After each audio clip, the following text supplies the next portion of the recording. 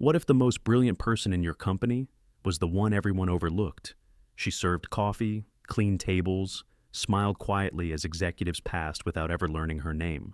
But the day the CEO overheard her speaking 9 languages, fluently, effortlessly, everything changed. This isn't just a story about promotion. It's about perception. It's about power. It's about how one woman shattered every label without ever raising her voice. And what happened next shook an entire company. Forever. It was just another Monday morning at Helix Media's global headquarters in downtown Seattle. The building shimmered under a thin veil of mist, typical of Pacific Northwest mornings, while inside, the lobby buzzed with the low hum of urgency. Shoes clicked crisply on polished marble. Voices traded deadlines and digital campaigns. Phones glowed like oracles in every hand. Executives moved with purpose, interns moved with caffeine, and no one, not one person, paused to look beyond their to-do list. No one except Marcus Reed. He was halfway through the main lobby, en route from the parking garage to the 24th floor executive wing, his mind already swirling with thoughts about an upcoming board meeting and a stalled expansion deal in Osaka, when something stopped him. Not a sound exactly, a voice. But not just any voice. It was a voice that carried authority wrapped in calm, eloquence cloaked in effortlessness. It was Japanese, fluent, precise, emotionally appropriate Japanese. Marcus blinked. For a moment, he thought perhaps one of the Tokyo division reps had arrived early. But when he turned toward the source, what he saw made him go still. Near the corner of the Helix Cafe, cart stood a woman in a navy apron, embroidered with the words, Helix Hospitality Services. Her natural curls were pulled back into a loose bun, and her hands held a tray of freshly brewed pour-over coffees. She wasn't looking for attention. She wasn't even aware she had it. She was speaking to an elderly Japanese visitor who had clearly gotten turned around in the building. The man looked relieved, bowing slightly as she pointed him toward the correct elevators. Arigatou gozaimasu, he said with warmth. She bowed slightly in return, the way someone does not, because they studied it, but because they lived it. Marcus felt his throat tighten with an unfamiliar sense of humility. He stepped closer, not wanting to interrupt, but drawn to the anomaly unfolding in the lobby of his own building. As the visitor walked away, she turned back toward the cafe and was immediately met by a delivery man waving a clipboard. Without skipping a beat, she slipped into Spanish, her tone shifting naturally into the rhythm and cadence of the language. Sí, señor. La entrada de carga está en la parte trasera, junto a la bahía de envío, she said, gesturing with her hand. The delivery guy blinked in surprise, then grinned. Gracias, he said. And before Marcus could process that, a vendor approached, asking a question in heavily accented French about mislabeled sample packages. Again, she adjusted, seamlessly sliding into fluid French. C'est pour la salle de conférence B. Je vais vous montrer le chemin, she said with a faint smile. Marcus stood frozen. This wasn't just impressive, this was unreal. In less than 2 minutes, he had watched this woman, someone whose name he didn't even know, communicate in 3 major global languages without hesitation, not just mechanically, but with nuance, with respect, with command. He felt something stir in his gut. Guilt, maybe, or recognition.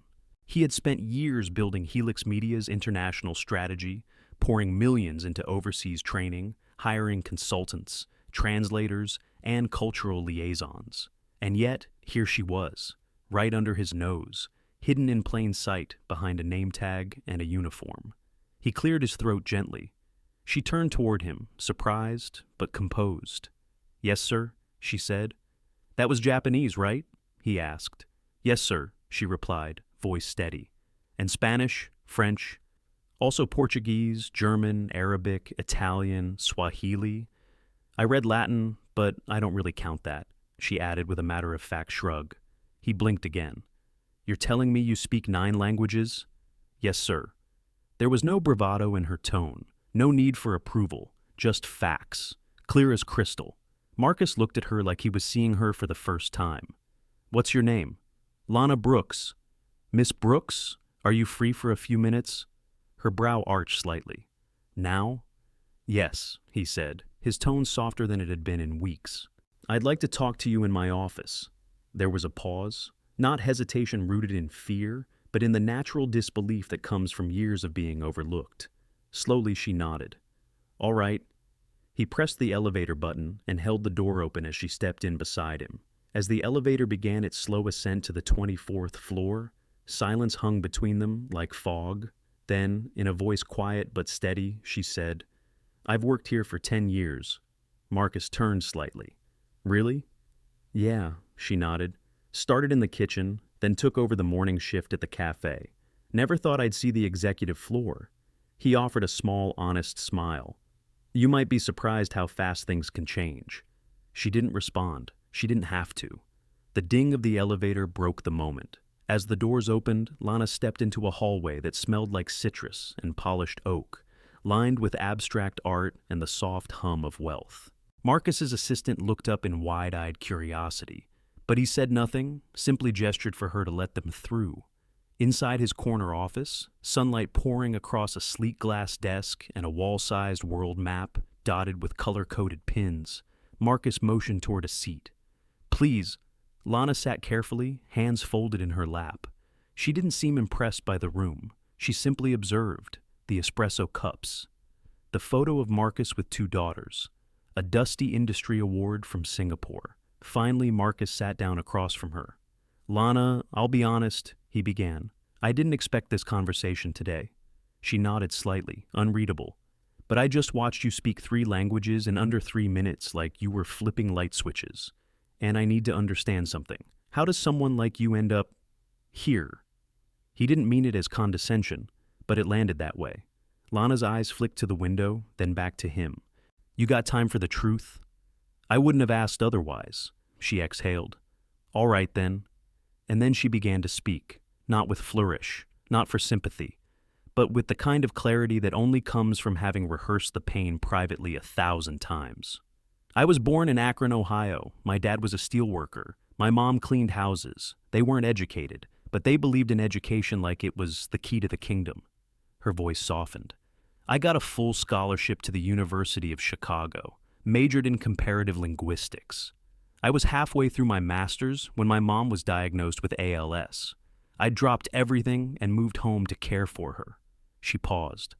Then my dad had a heart attack 6 months later. After that, well, everything fell apart. Marcus didn't interrupt. I had no savings, no partner, just a baby boy who needed me. I took whatever work I could find, waitressing, hospital food service, temp jobs. One day I applied here. The kitchen supervisor said I could have early morning shifts if I kept things moving fast, so I did. She offered a small smile. Still do. The silence in the room grew heavier. But I never stopped learning, she added. I borrowed language books, listened to audio tapes on my way to work, watched international news at night, not because I had to, but because it reminded me I still had something left in me. She looked him in the eye. Most people never asked. They saw the apron and assumed.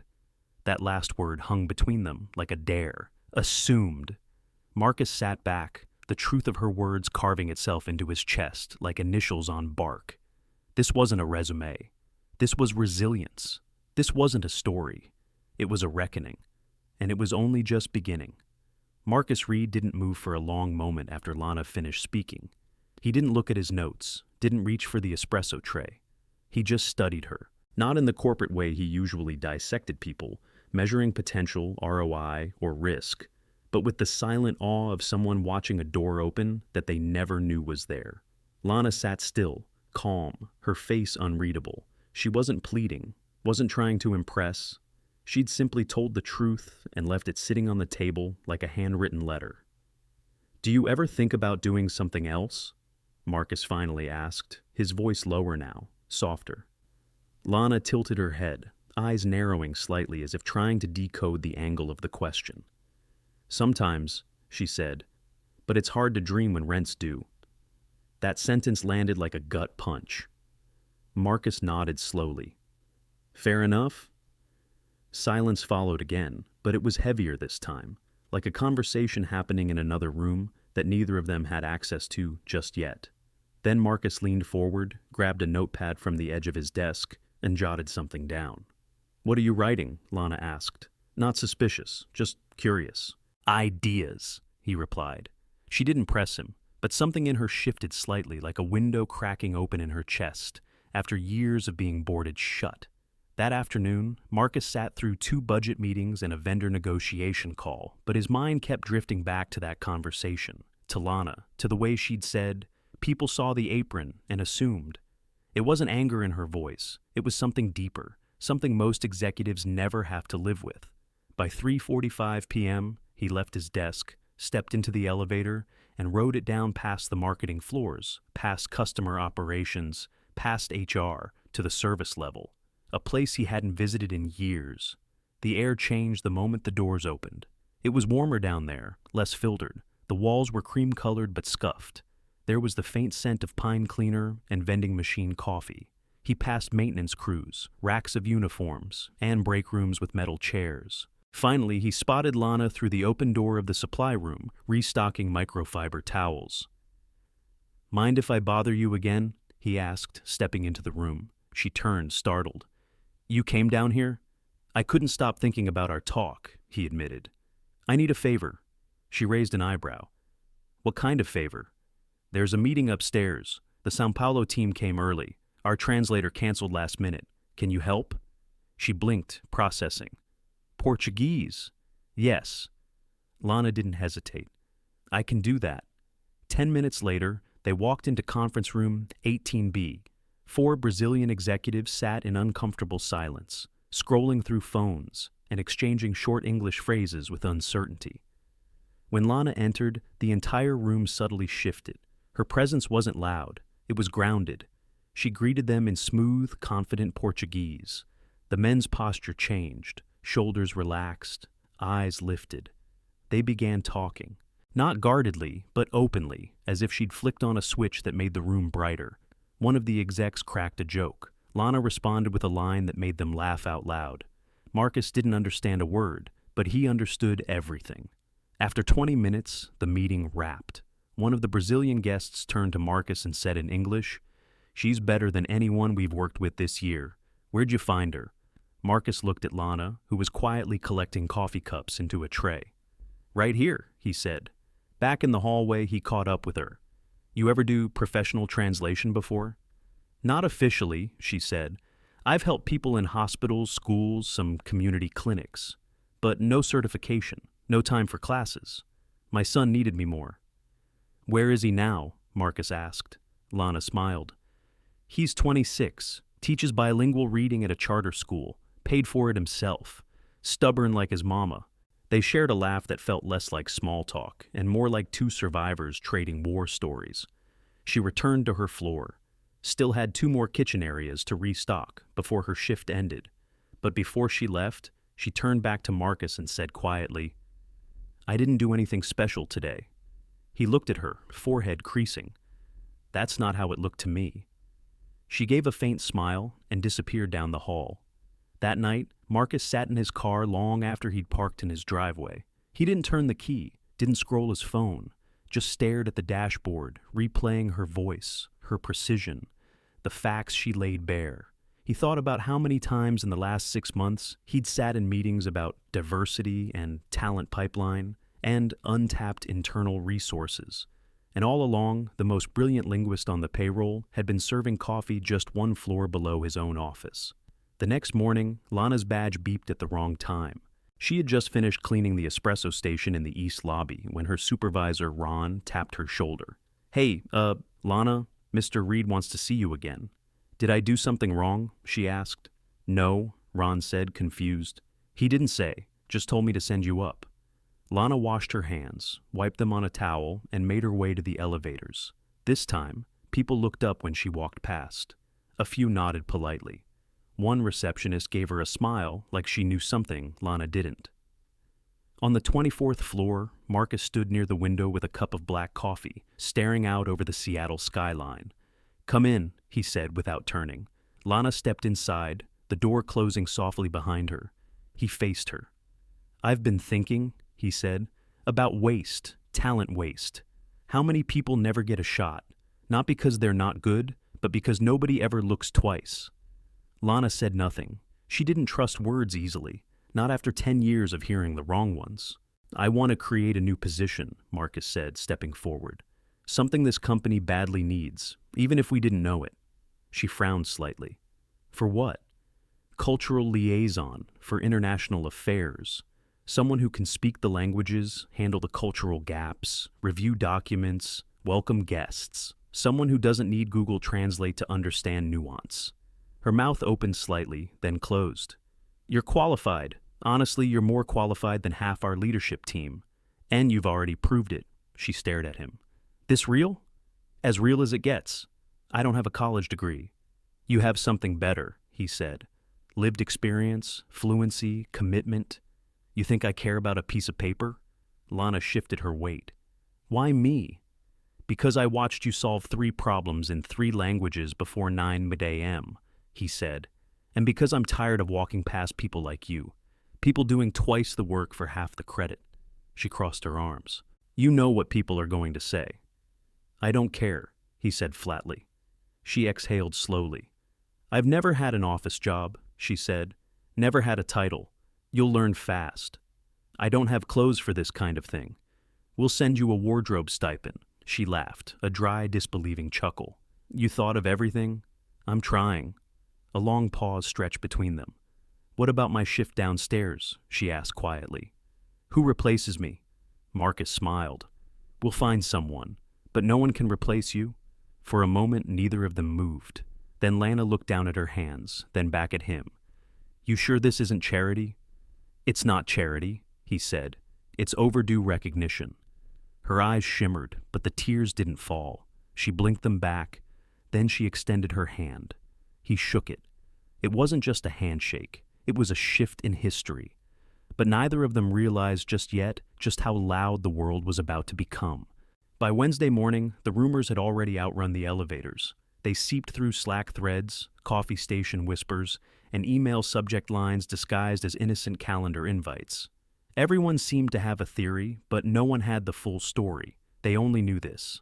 Lana Brooks, yes, the same Lana who wiped the coffee spill on the third-floor lounge last Thursday, had been seen walking into the executive suite not once, but twice. And now, according to someone in HR who accidentally saw an email draft, she had a new title: Director of Global Communication and Cultural Liaison. Some said she must be related to Marcus Reed. Others claimed she was a secret federal agent. A few speculated she'd been planted by the board as some kind of diversity stunt. But the most common whisper, the one that danced behind smirks and sarcasm, was always the same. She used to serve coffee last week. In the staff lounge on the 12th floor, 2 marketing associates leaned over their quinoa bowls like it was a poker game. I have a master's in international relations, one muttered. Been waiting 2 years for a promotion. I've led 3 campaigns and cross-trained in Mandarin. Maybe she knows something we don't, the other said without conviction. Oh, please, the first one rolled her eyes. It's Marcus playing savior. The resentment wasn't loud. It never is. It wore a clean shirt and kept its voice polite, but it lingered like the smell of burnt toast, subtle, acrid, and hard to ignore. Lana felt it the moment she stepped onto her new floor. People who never noticed her before now looked up. Some smiled, strained and cautious. Others nodded with the kind of stiffness that said, I'm trying to be okay with this. A few just stared, then looked away too quickly. Her new office was modest by Helix Media standards. 1 glass wall, a desk, a small bookshelf, a plant someone in HR had already forgotten to water. The computer blinked with onboarding forms, and her new email signature had already been set up. Lana Brooks, Director, Global Communication and Culture. It didn't feel real. It felt borrowed. She sat quietly, taking it in, not marveling, just acknowledging. Then she reached into the canvas tote bag she'd carried for years and pulled out her old Helix apron, folded neatly. She didn't hang it, didn't frame it. She slid it into the bottom drawer of her new desk, not to remember the work, but to remember the weight. That afternoon, Victor Tran, the company's head of international strategy, walked into her office without knocking. He held a clipboard and didn't sit. So you're the new liaison, he said, like it was a question wrapped in a challenge. That's what I'm told, Lana replied, eyes steady. Do you have any corporate experience? Only from the outside looking in, she said. He didn't smile. We've got logistics issues with Milan, unresolved contracts from Dubai, and a language gap that's stalling Sao Paulo's expansion. Give me a few hours, Lana said, rising to meet his eyeline. I'll review it and get back to you. Victor dropped the folder on her desk and left. That night, Marcus stopped by her office. How's day one? He asked. Lana leaned back. I've had worse. Victor give you a hard time? He doesn't scare me. Marcus smiled. Didn't think he would. Then Lana said something unexpected. Can I ask you something? Of course. Why me? Marcus didn't move from the doorway. You could have given me a bonus, a thank you, and kept walking. He exhaled. Because I saw myself in you. She raised an eyebrow. You were a janitor? No, he chuckled. But I was overlooked. I came from nothing. My dad ran a small repair shop in a town no one remembered. I worked 3 jobs through college. I knew what it felt like to walk into a room and feel like furniture. Lana nodded slowly. Now you're the one deciding who gets in. Exactly. They stood there in silence for a moment, 2 people from opposite ends of the building now sharing the same floor. I'll be honest, Lana said, eyes scanning the desk. I'm nervous. Good, Marcus replied. Means you care. There are people who hate this already. They'll get over it, or they won't. Either way, we're moving forward. The next morning, the hallway outside Lana's office had something new. A whiteboard meant for daily announcements had been erased. In its place, 3 words written in blue dry erase marker. We see you. No signature. Just that. Lana stood in front of it for a few seconds longer than she needed to. In the following days, people started coming to her, quietly at first. A junior translator asked if she'd review a document he wasn't confident in. An intern stopped her in the hallway and asked if she'd speak to their cohort. A senior strategist asked her advice before a call with the Dubai office.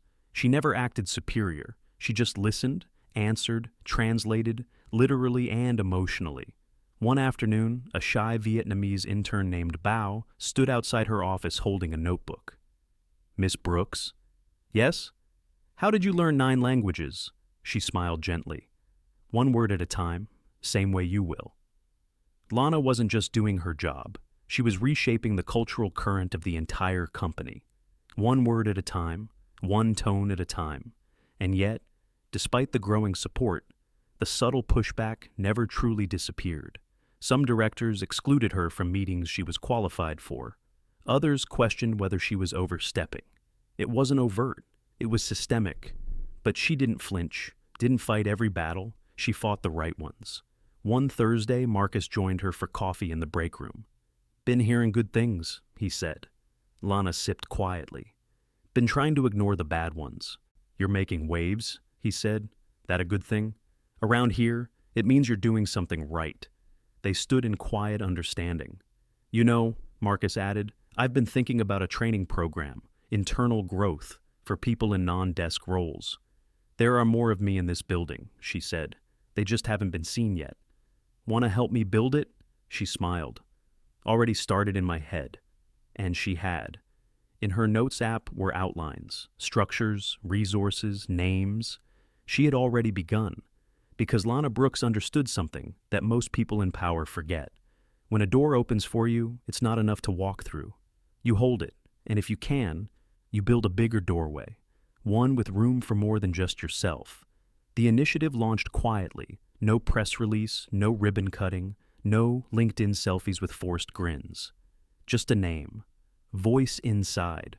The kind of name that felt small on paper, but weighty in spirit. It started with a single pilot program. Lana drafted the outline herself, sitting at her desk after hours, lit by the blue glow of her screen and the memory of every night she'd cried in a break room bathroom stall.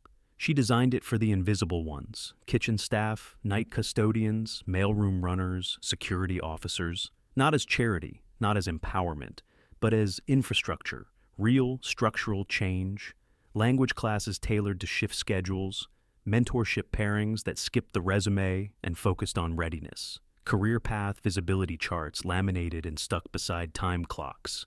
The program's first cohort was only 12 people, but to Lana, they felt like 12 thunderclaps in a silent sky. Marcus attended the first session, not to speak, just to watch, to listen. There were translators and cafeteria aides and a parking lot supervisor who used to teach high school math in Ghana. There was Rosa, a single mother who hadn't spoken Spanish at work in years, until Lana addressed her fluently on day one. There was Eric, who stuttered badly in English, but held court in flawless German when given the chance. And there was Bao, the same intern who'd asked Lana how she learned languages, now volunteering to tutor 2 workers after his own shift ended. Word began to spread, slowly. Not in headlines, but in hallway nods. In Slack messages that ended with, BTW, have you seen what Brooks is doing? In exec meetings where someone finally asked, wait, who designed that? And then came the summit. A national leadership event in Cincinnati. Corporate HR, logistics giants, equity think tanks. Marcus was scheduled to speak, but changed the lineup without warning. I'm not the right voice for this, he told the organizers. She is. Lana stood on stage in front of hundreds, the mic clipped to her collar like it belonged there. Her blazer was thrifted, her shoes comfortable, her palms slightly damp. But her voice was fire, and it knew exactly where to go. I was never just a cafeteria worker, she told the room. I was fluent, I was capable, I was ready, but nobody ever looked long enough to see it. A hush spread over the audience like breath drawn and held. She let it sit before continuing. So, the next time you pass someone without a title, ask yourself, what are you really missing? The room didn't applaud immediately. They stood first, then they clapped and didn't stop. Afterward, a young man approached her with trembling hands, and tears welled in his eyes. My mom's a housekeeper, he whispered. She speaks 5 languages. I used to be embarrassed, but not today. Lana placed a hand on his arm. Don't ever be ashamed of where you come from. The only thing to be ashamed of is staying blind to brilliance. That night, she returned to her hotel room alone. She didn't celebrate. She just sat at the window and looked out over the lights of a city that didn't know her name yesterday, but never would forget it again. The next morning, back at Helix HQ, a small plaque had appeared beside the main training room, the room where all new hires were onboarded, where team leaders conducted their quarterly vision workshops. The old sign, Room 210, was gone. In its place, the Brooks Room. No fanfare, no HR blast, just brushed steel and quiet permanence. Marcus stood beside it, hands in pockets, watching as a new group of interns filed in. One of them whispered, "Who's that?" A senior staffer replied without missing a beat. She's someone who reminded this place that greatness doesn't always come in a suit. That afternoon, Lana returned to her office and found a sealed envelope on her desk. No name, just her own written in block letters. Inside was a note, printed neatly in black ink. It read, I used to think I'd be invisible forever, but today I stood a little taller because of you. Thank you. No signature, just proof. Proof that someone had seen her. Someone had needed to. And now they believed they could be seen too. Lana sat there for a long time, the note between her fingers, her throat tight but dry. She didn't cry, not because she wasn't moved, but because she didn't need to.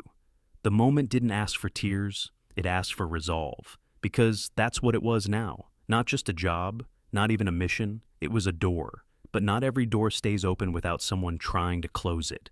And in the shadows of this new light, someone was already planning to push back. It came on a Thursday afternoon, quiet, almost polite.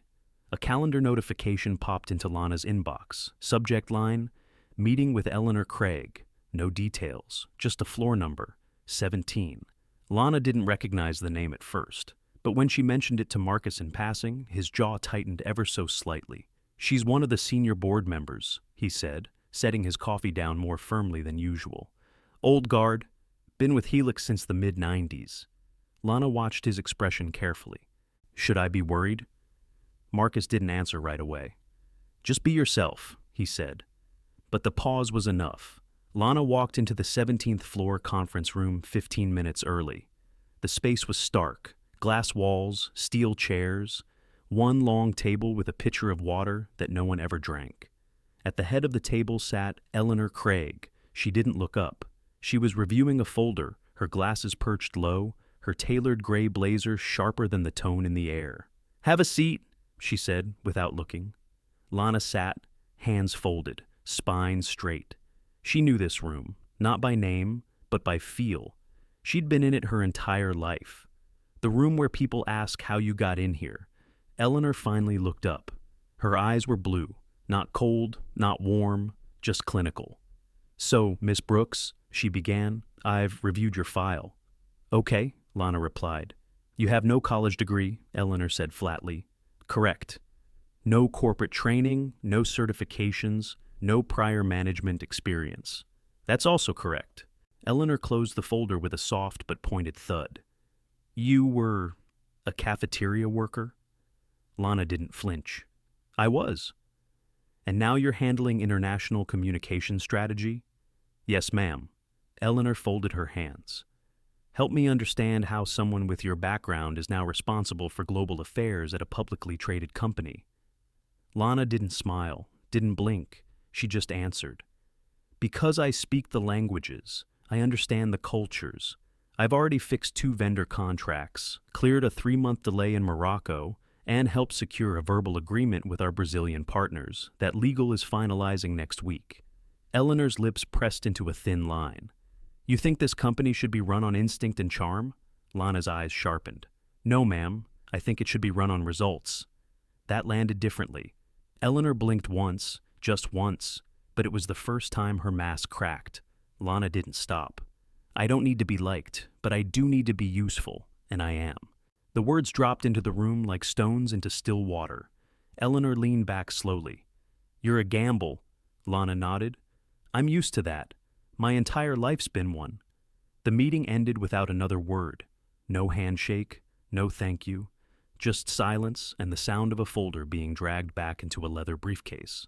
Lana walked out calmly, but her heart thudded in her ears like footsteps in an empty hallway. She didn't go back to her office, not right away. Instead, she walked outside, crossed the street, and sat on a bench facing the glass tower she now worked in. The building shimmered like a place she had dreamed about once but never entered. So many years she had walked past it, with a name tag, with an apron, with trays in her hands and calluses on her feet, wondering if anyone saw her. Now they all did, and not all of them liked it. She took out her phone, called her son. "Hey, Ma," he answered, cheerful as ever. "Everything okay?" Lana didn't answer right away. "Yeah," she said finally. "Just needed to hear your voice." "You sure?" "I'm sure." They talked about nothing, groceries, a dog he was thinking of adopting, a movie he wanted her to see. But it was enough. Just the sound of his voice. Just the reminder that no matter what someone in a gray suit thought of her, she had already built something no one could take away. After they hung up, she stood, straightened her jacket, and walked back across the street, past the front desk, past the stairs, into the elevator, and back to her office. The next morning, word of the meeting somehow leaked, as it always does in buildings full of glass and whispers. But to everyone's surprise, Lana didn't break. She showed up early, ran a team meeting with the Latin America sales division, took a call with the German office without needing a translator. Calm, sharp, unbothered. That same day, someone had written a new note on the whiteboard outside her office. 3 words, no punctuation, no name. Just this: "We see you." And this time, Lana smiled, because she believed it. By the second week of her new role, Lana Brooks had become something Helix Media didn't quite know how to process. She wasn't loud, she wasn't flashy, she didn't post on company forums or parade her title down the hallways, but the air around her had changed. You could feel it. In the break room, people sat up straighter when she walked in, not because she demanded it, but because her presence invited respect.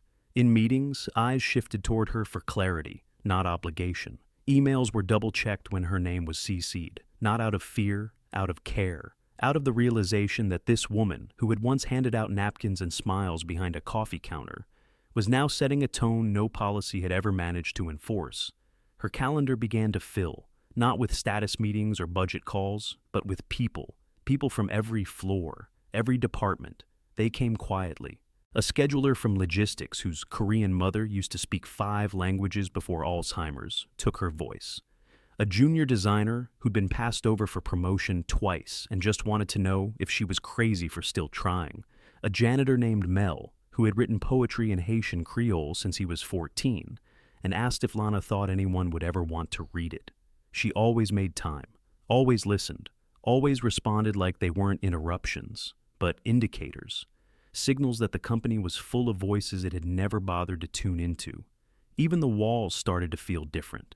The posters with canned motivational quotes began to seem hollow next to what was happening organically. A new poster appeared near the freight elevator. No branding, no HR approval. Just a sheet of paper with Lana's quote from the summit. I was fluent, I was capable, I was ready.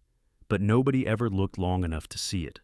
Someone had taped it up at eye level. Someone else laminated it. No one took it down. But while change was blooming, resistance wasn't far behind. In a boardroom on the 26th floor, a meeting was taking place without Lana's name on the invite. A cluster of executives, including Eleanor Craig, sat around a polished table, asking each other questions that sounded like concern, but carried the cold tone of control. Are we setting a precedent? Someone asked. Promoting without credentials? This could open us up to legal complications. What happens when this kind of attention becomes expectation? We're not a charity. Marcus wasn't in the room, but he heard about it within the hour, and he didn't wait to respond. That afternoon, he called an emergency all-leadership meeting. No agenda, just one topic: internal vision alignment. Lana was there, sitting in the back. Not because she was hiding, but because she knew the front didn't need to be occupied by her name to be influenced by her work. Marcus stood at the front of the room and began without preamble. I'm going to say something that may sound simple, but it's the foundation of everything we're doing, he said. Brilliance doesn't need permission. The room was quiet, uncomfortable, alert. For too long, we've made it harder to be recognized here than to be remarkable. We've filtered talent through degrees, titles, networks, while overlooking those who've done the work right under our noses. He looked across the room and found Lana's eyes, held them. That ends now. Some executives shifted in their seats. A few nodded. One or two checked their phones. But the message was clear. And it didn't need a vote. It needed traction. Later that day, Marcus visited Lana's office. She was going over a contract from the Dubai team and didn't look up immediately. You good? He asked. I'm focused, she said, then smiled slightly. That's my version of good. He leaned against the doorway.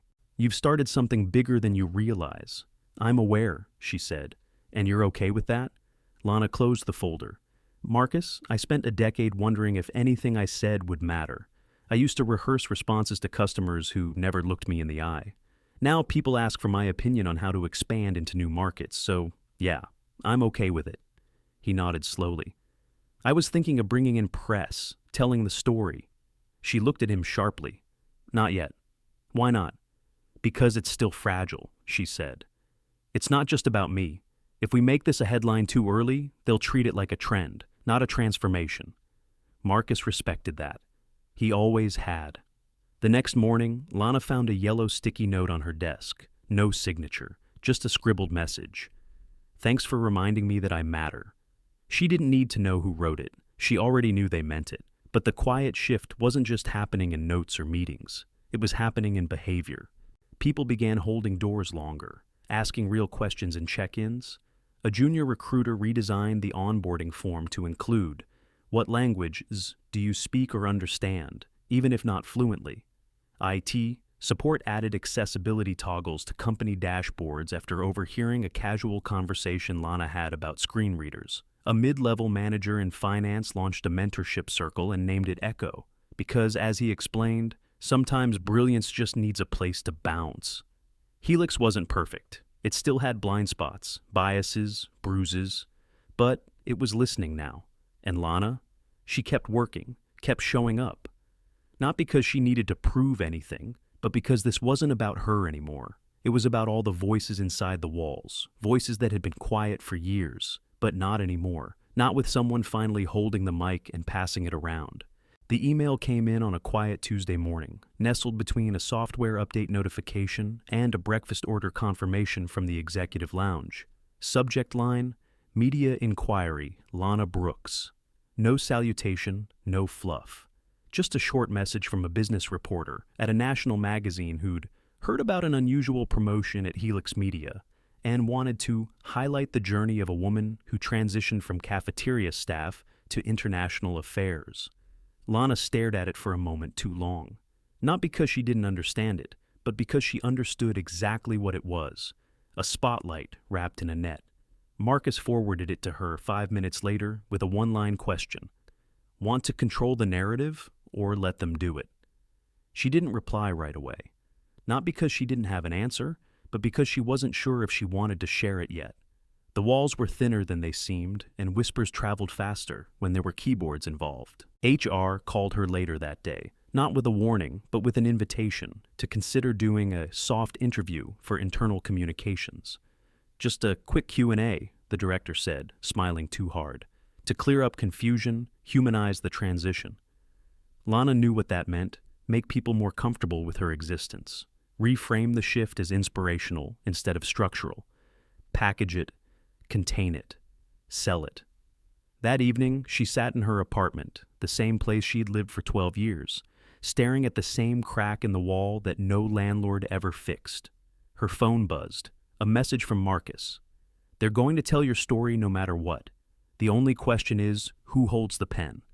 Lana didn't respond, not because she didn't trust him, but because she needed to remember the last time someone told her story without asking. She was 22, just dropped out of her master's program. Her mom had just been hospitalized, and she was picking up extra hours at a chain grocery store. A manager walked up one day and said, "You've got a good head on your shoulders. Bet you could have been something if life didn't get in the way."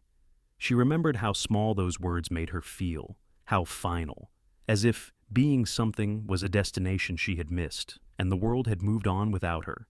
She wasn't going to let anyone do that again. The next morning, Lana walked into Marcus's office unannounced. "We'll do the interview," she said, "but I'm choosing the questions and the title." "Deal," Marcus said without hesitation. A week later, the piece was published on the Helix internal blog. No corporate gloss, no brand speak. Just the story in Lana's words. The title? "I Was Always Here." It went viral internally in hours. People printed it, framed it, forwarded it to friends. A security guard taped it inside his locker. A marketing analyst emailed it to his niece. The cafeteria staff read it aloud during lunch breaks. But outside Helix, the narrative took on a life of its own. Trade magazines picked it up. Industry podcasts started using the phrase Brooks Model to describe internal talent development. A business journal tried to label her the janitor who became a director. Lana declined the interview. "I was never just a janitor," she wrote in response. "You just didn't know what to call me." And that line, it hit like a lightning bolt. Screenshots spread, hashtags trended, invitations followed, panels, keynotes, webinars on workplace transformation.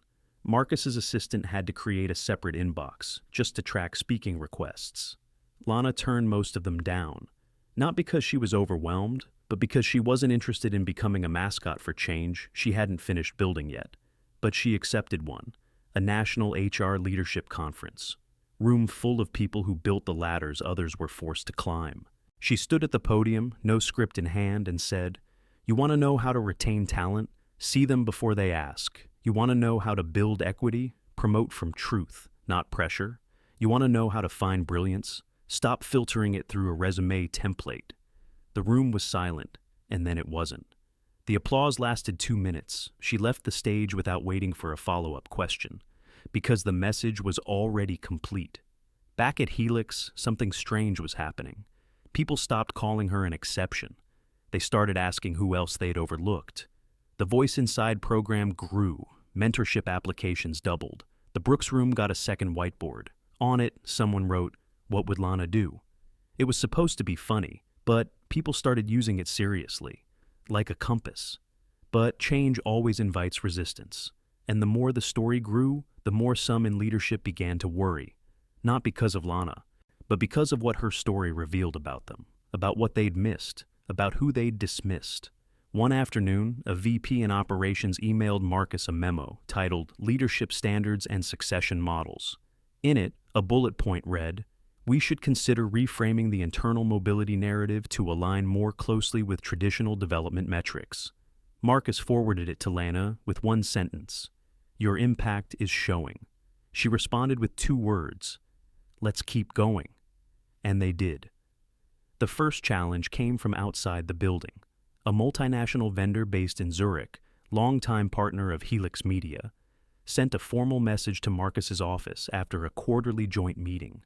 The wording was courteous, but the implication was sharp.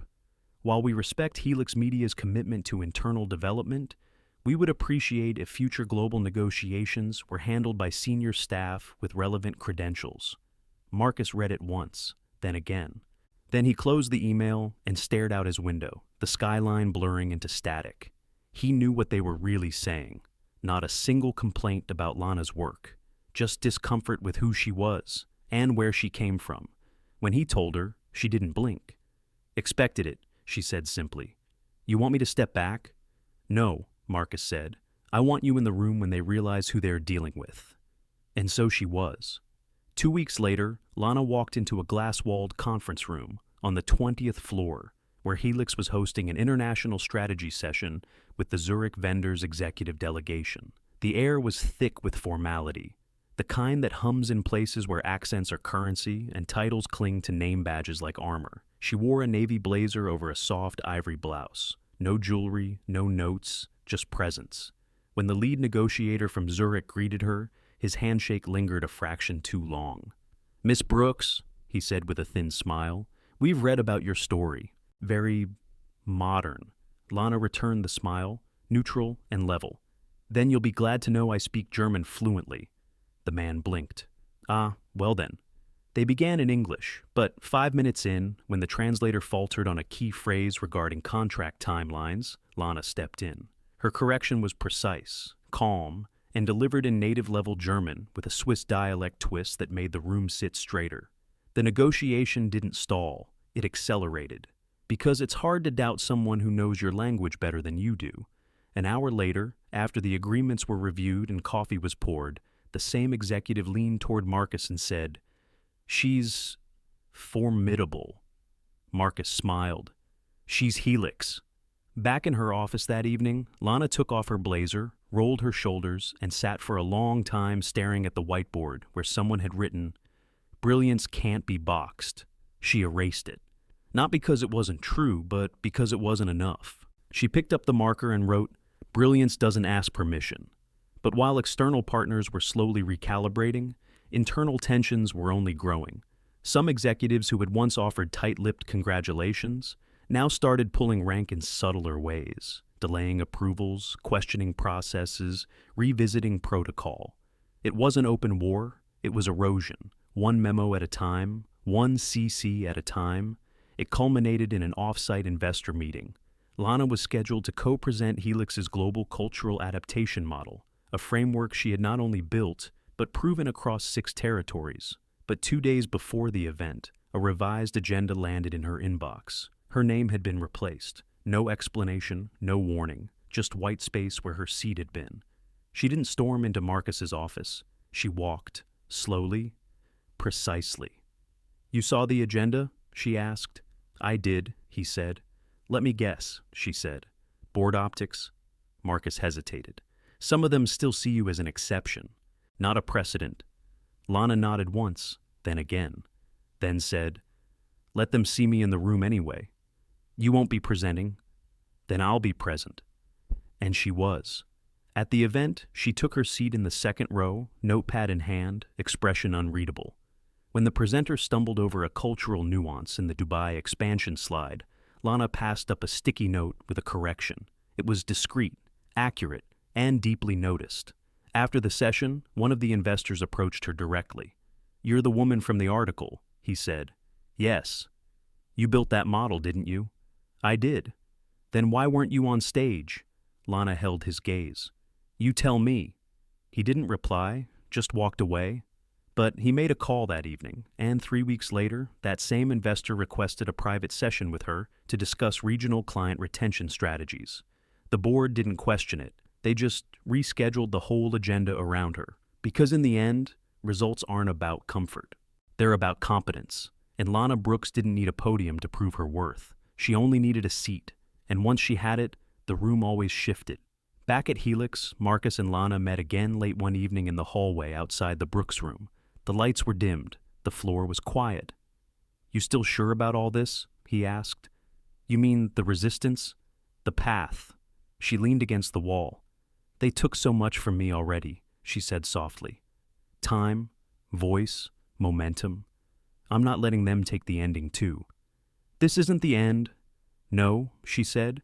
It's the part where they realize the story isn't theirs to write anymore. Marcus nodded slowly. Then let's give them a new one. And together they stepped back into the room, ready to start the next chapter. It was late. The building was almost empty. Only the low hum of security lighting and the distant sound of a floor polisher echoed through the west wing of Helix headquarters. Lana sat alone in her office, her shoes kicked off beneath the desk, a half-drunk mug of ginger tea cooling beside a stack of vendor compliance reports. The day had been long, longer than most, not because of meetings or metrics, but because of weight. The kind that builds slowly, the kind that doesn't announce itself until you pause, breathe, and feel it settle in your chest. That's when she noticed it. A small manila envelope tucked into her mail tray. No logo, no postage. Just her name. Handwritten in careful, uneven print.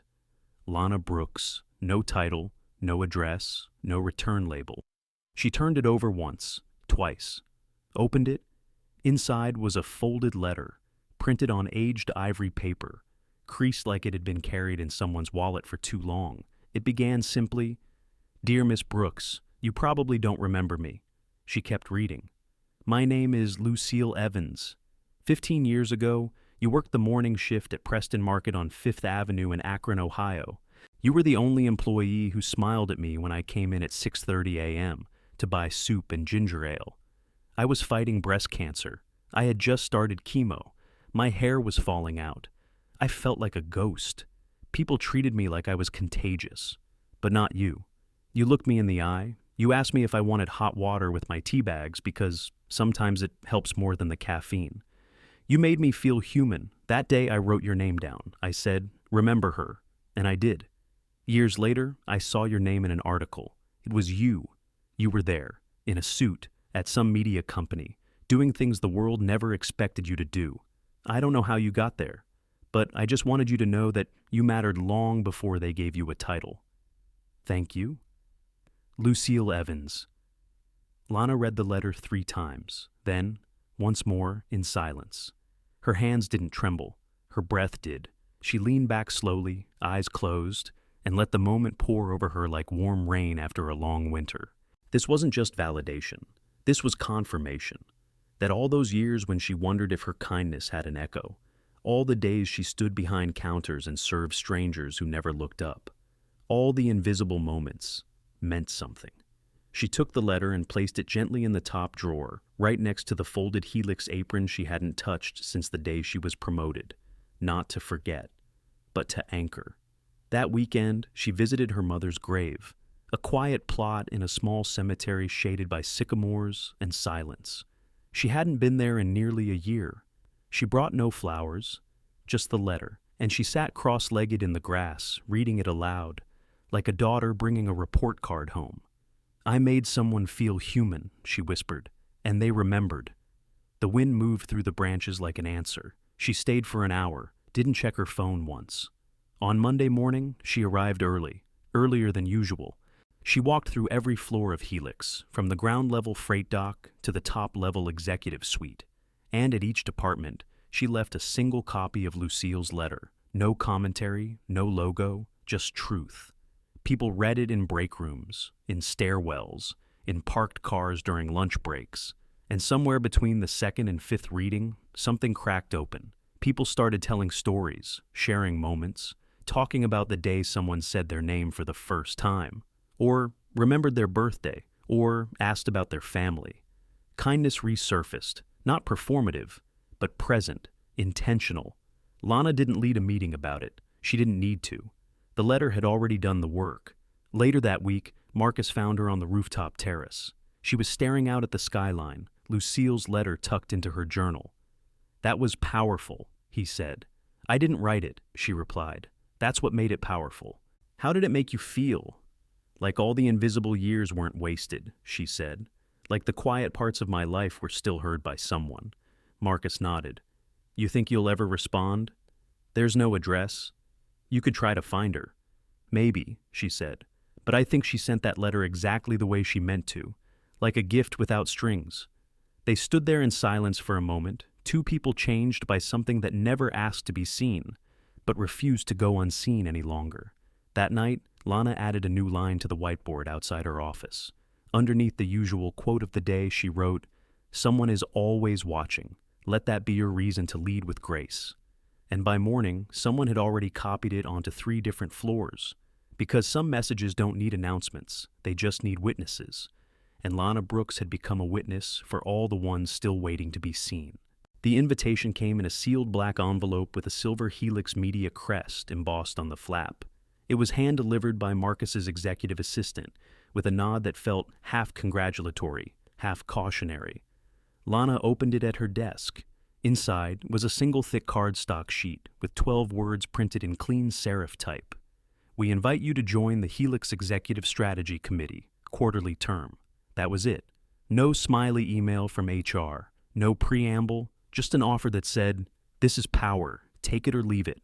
She stared at the card for a long time, fingers resting on the edge like it might vanish if she blinked too hard. For most people in this building, that envelope would have been the finish line, the moment their careers clicked into place, the point where effort finally met validation. But for Lana, it felt like a test, not of her competence, but of her compass, because she knew what happened in that room. She knew what it meant to be on the inside of the inside. It meant strategy, yes, but also silence, compromise, polished language, and sharper smiles. It meant learning how to say, "We'll revisit that," when you really meant, "This will die in committee." It meant being seen, as long as you played the game. She took the envelope to Marcus's office, closed the door behind her. "You knew this was coming," she said. He didn't look surprised. "You've earned it." "That's not what I asked." He folded his hands. "Yes, I knew." "Why now?" "Because they need you more than they want to admit." Lana sat down across from him, her voice low. "If I say yes, what am I agreeing to?" Marcus didn't flinch. "You're agreeing to shape decisions before they become policy. You're agreeing to speak where most people listen out of fear. And you're agreeing to carry weight that no one will thank you for carrying. And if I say no, then you'll still be heard, but from farther away, with less reach, less say. But maybe more freedom," she added. He didn't argue. He knew better. That night, she didn't sleep. She paced her apartment barefoot, journal open, tea gone cold. She thought about every person who had stopped by her office in the last month. Mel and his poetry, Bao with his questions, Rosa, who asked if it was too late to dream about college. Would her voice still reach them if she was 10 floors higher and 3 layers deeper behind closed doors? Would they still knock? Or would the title make her untouchable? The next morning, she walked into her office early and wrote a sentence on the whiteboard. "Be careful, the table you fight to sit at isn't serving poison." People stopped and stared. Some nodded, some frowned. One person erased it by noon. But it didn't matter. The message had already landed. By Thursday, her answer was ready. She walked into the executive suite during prep for the Friday board alignment and handed the envelope back to Marcus. "Not yet," she said. He didn't try to convince her. He didn't need to. He just nodded. "You'll let me know when you're ready?" "No," she said. "You'll let me know when they are." That afternoon, a VP from HR asked her to consult on revising Helix's hiring pipeline. Not as an advisor, but as a co-author. Lana agreed, but on one condition. "We remove required degree from all non-technical roles, replace it with demonstrated experience or equivalent fluency, and we build a shadow board of frontline employees to test every new process before it launches." The VP blinked. "You want to formalize worker feedback?" "No," Lana said. "I want to stop pretending it's feedback. It's insight." The changes rolled out quietly. No fanfare, no press release. Just a subtle but powerful shift in the language of opportunity. And slowly, the metrics began to move. More applicants, more hires from internal pools, more diverse resumes, and most importantly, more people who believed they didn't have to become someone else to be taken seriously. One evening, Lana found herself standing alone in the now iconic Brooks room. The original quote still hung near the entrance. "I was fluent, I was capable, I was ready." But nobody ever looked long enough to see it. She walked over to the opposite wall, took out a pen, and wrote something smaller, less bold, more personal. It said, "Just because they invite you doesn't mean they're ready, But that doesn't mean you stop showing up. She didn't sign it, she didn't have to. And by morning, someone had already copied it onto a sticky note and posted it outside the freight elevator, the same hallway she used to walk through in silence, before anyone knew her name, before anyone listened. Now, they didn't just know her, they echoed her. And that, more than a seat, more than a title, was the real power.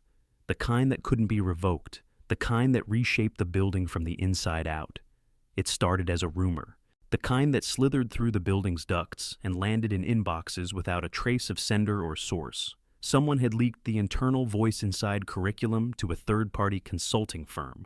Word was, the firm was now pitching a nearly identical program to a rival media company on the East Coast. At first, no one wanted to believe it, but then screenshots started circulating. Slides, bullet points, even the core philosophy Lana had crafted late one night, with nothing but a pen, a whiteboard, and a decade of invisible labor. At the bottom of one of the leaked documents was a watermark, adapted by D. Reyes. Lana froze when she saw the name, Dana Reyes, her mentee, one of the first hires in the pilot cohort, someone she had personally coached, defended, celebrated. Someone who had come into her office crying the day her proposal was rejected by the Innovation Committee. Lana had helped her rewrite it, had introduced her to Marcus, had told others to make space for her at the table, and now Dana had taken the blueprint, Lana's blueprint, and stamped her name across the bottom. Marcus called Lana into his office the moment he heard. He had the printouts laid out on the table, his jaw clenched, his voice low. She's claiming she created the model independently. Lana didn't raise her voice. She didn't curse or crumble. She just said, she knew better. "Do you want me to issue a legal block?" he asked. She signed an NDA. Lana shook her head. "No, I want to talk to her." "Are you sure?" "I'm not, but I need to anyway." That afternoon, Lana sent a short message to Dana, no subject line, no accusation, just 6 words. "Are you willing to meet today?" Dana replied 5 minutes later. "Conference room 6D, now." Lana walked into the room with a notebook and nothing else. Dana was already seated, arms crossed, eyes tired. "Before you say anything," Dana began, "I didn't think it would happen this way." "How did you think it would happen?" Lana asked. "That no one would notice?" "No," Dana said, "that it would be separate enough, different enough. I changed things." "You changed the title," Lana said.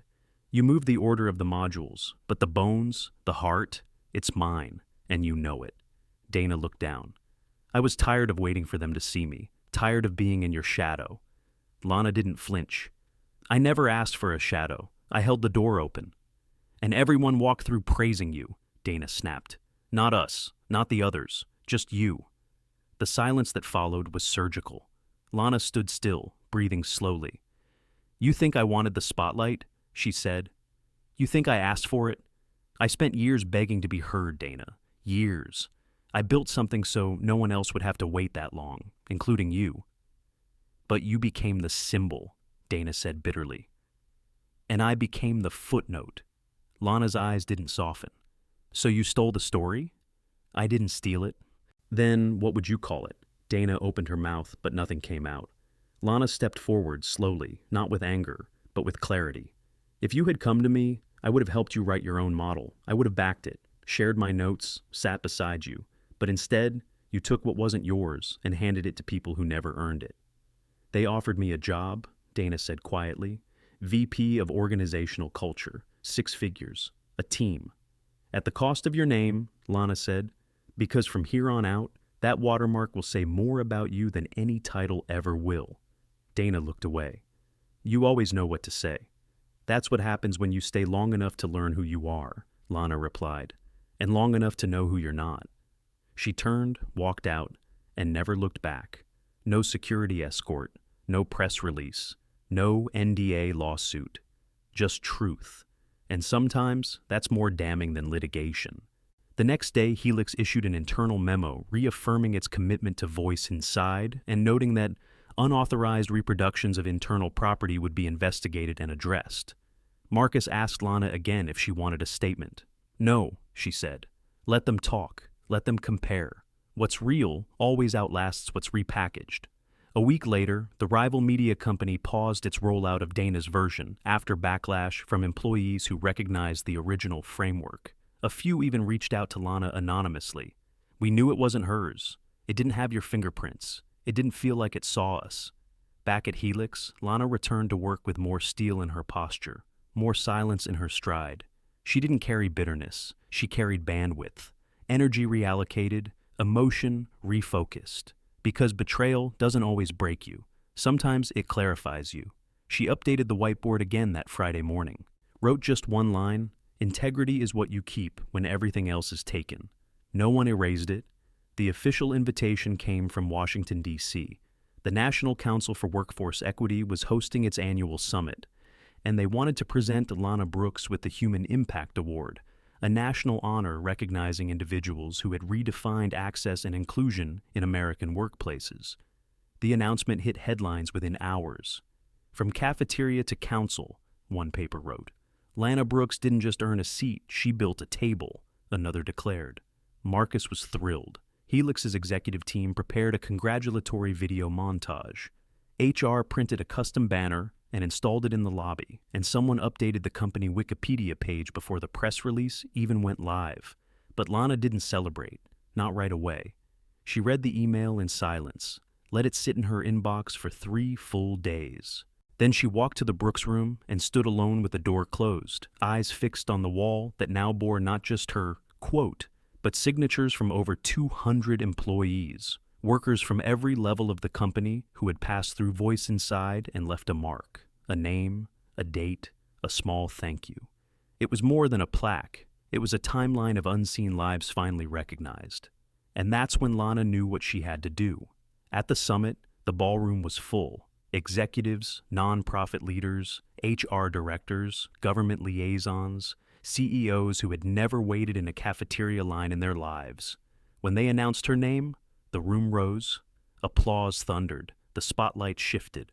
Lana took the stage, calm, composed, wearing the same navy blazer she had worn to her first international negotiation. She looked out at the crowd, then down at the clear crystal award in her hands. She didn't smile, not yet. Instead, she spoke. "When I was first promoted," she began, "someone told me, 'Now they'll finally hear you.' But what they didn't realize is, people had been hearing me long before I had a title. You just didn't know what to call it yet." The room went still. No murmurs, no forks clinking. "Recognition is powerful," she continued. "But if it's not shared, it becomes performance. So, I want to share this, formally." She turned slightly, lifting the award. "I dedicate this not to myself, but to every person who taught me how to speak before anyone wanted to listen. To my mother, who translated hospital paperwork without help. To the janitor who taught me the rhythm of Portuguese by humming songs from home. To the cafeteria cashier who corrected my Spanish with kindness, not shame. To Bao, Mel, Rosa, to everyone who was fluent before they were visible." Someone in the front row wiped tears. "This isn't just my award," she said. "This is for the Voice Inside, and it will stay at Helix, in the room we built together." She stepped back from the podium. No dramatic bow, no rehearsed smile, just presence, just Lana. That night, back at Helix HQ, she returned from her flight to find the Brooks room filled with candles, an unofficial vigil of sorts, lit by employees who had followed the summit online. On the table sat a hand-drawn card. Inside, it read, "You didn't just open a door, you taught us how to knock." She sat in the room for a long time, remembering Lucille's letter, the rooftop talks with Marcus, the betrayal from Dana, the silence of her mother's hospital room, the years of invisibility, and the moment she realized none of it had gone to waste, none of it had broken her, it had shaped her. That weekend, she asked Marcus to help her draft a new internal policy, a proposal to launch satellite Voice Inside programs at Helix's regional offices, run not by HR but by peer councils, cross-functional, multilingual, peer-led. "The next Lannis," she said, "shouldn't need another Lana to be found." Marcus signed the proposal before she finished speaking. The first regional Brooks room opened 3 months later, in a converted break room in Chicago. The second followed in Atlanta, then Denver, then LA. Lana didn't lead them.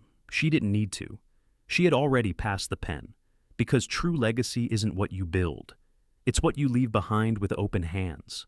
On her final day as Director of Global Communication, a position she chose to step down from on her own terms, Lana packed up her office in silence, left behind a book of quotes, her apron, a handwritten note taped to the back of her door.